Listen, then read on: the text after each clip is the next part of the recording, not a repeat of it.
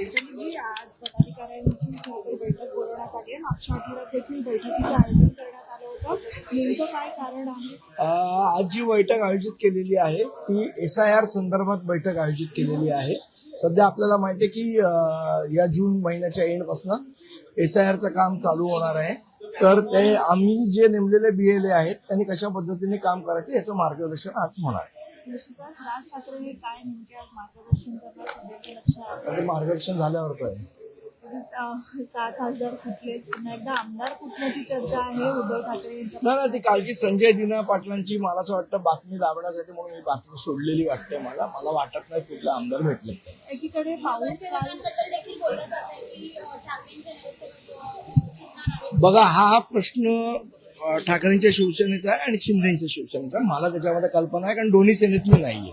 सदीपजी, एकीकडे मुंबईत 2 दिवस पाऊस जरी पडला असा तरी पुरेसं पाणी पडलेलं नाही, पाऊस नाही झालेला आहे. खरी तर पाण्याची टंचाई आहे मोठ्या प्रमाणात, अनेक प्रश्न आहेत. अजूनही लोक सगळ्या या पाण्याच्या टंचाईला सामोरं जात आहेत. कसं पाहताय याकडे? मला असं वाटतं की कसं आहे, हे आज तुम्ही हा प्रश्न विचारता, आज मी तुझं उत्तर देईन.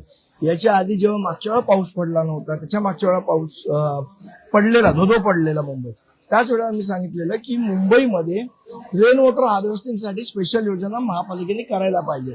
आपला प्रॉब्लेम काय झालाय महानगरपालिकेचा, आपण ताण लागल्यावर विहीर खणतोय. मला असं वाटतं विहीर आधी खणून ठेवायला पाहिजे. महापालिका म्हणते की 15 ते 16 ऑगस्ट पर्यंत पाणी साठा. ठीक आहे, तर पाऊस नाही पडला तर महानगरपालिका कुठनं पाणी देणार आहे? पण मुळात विषय आहे की जेव्हा पाऊस चांगल्या रीतीने पडतो तेव्हा त्याचं कन्झर्वेशन ऑफ वॉटर का होत नाही आणि ते का करत नाही, आणि त्यावेळेला आपण सगळेजण जागरूक नागरिक का गप्प असतो, हा महत्वाचा प्रश्न.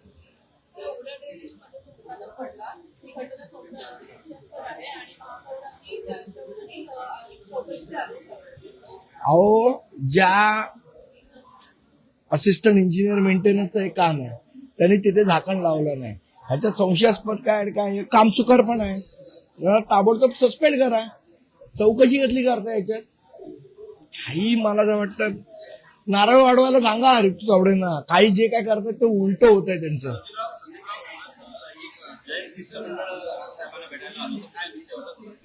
आपल्याला माहिती आहे की छत्रपती शिवाजी महाराजांच्या जिरे टोपावर काही दिवसापूर्वी मला तिथे घटना घडलेली.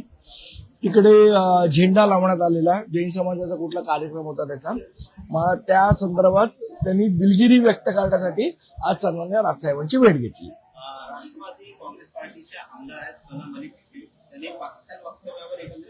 मी ऐकलं नाही. ट्रिपल तलाक वरना खरं तर विधानसभेमध्ये हा मुद्दा उपस्थित करण्यात आला. काय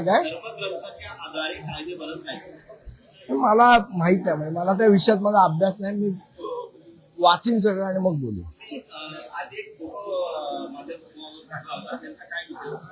नाही, त्या फोटोमध्ये जी व्यक्ती आहे ती व्यक्ती कोण आहे? नाशिकमध्ये झालेल्या 10 कोटीच्या केबल चोरीशी त्या व्यक्तीचा संबंध आहे का? असल्यास ती व्यक्ती सन्माननीय खासदारांबरोबर काय करते? त्या व्यक्तीने सन्माननीय खासदारांना गाडी भेट दिलेली का? दिली असेल तर अशा लोकांकडनं गाड्या का भेट घेतल्या? या सगळ्या प्रश्नांची उत्तरं आपण सगळ्यांनी मिळून शोधली पाहिजेत. याच्यासाठी तो फोटो सांगेल.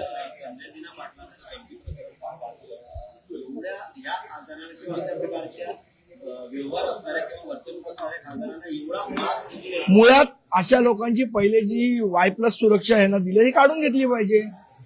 आपल्याला आठवत असेल तर एका प्रतीचं यश कलाकाराची हिट अँड रन केस झालेली. त्याचा जो बॉडीगार्ड होता त्यांनी जाऊन FIR त्याच्यामध्ये दिलेलं. मग संजय दिना पाटलांचे इथले जे बॉडीगार्ड होते त्यांनी जाऊन अजून FIR का नोंदवला नाही, हा महत्वाचा प्रश्न आहे.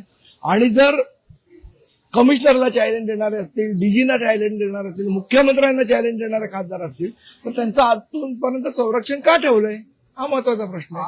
मुख्यमंत्री उदय सामंत म्हणतात की संजय दिना पाटलांचं प्रकरण संपवण्याची वागण्याची पद्धत हीच आहे.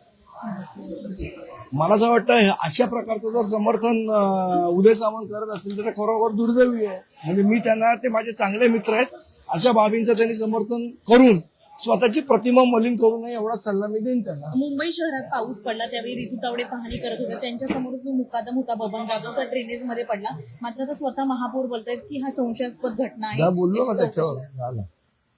धन्यवाद.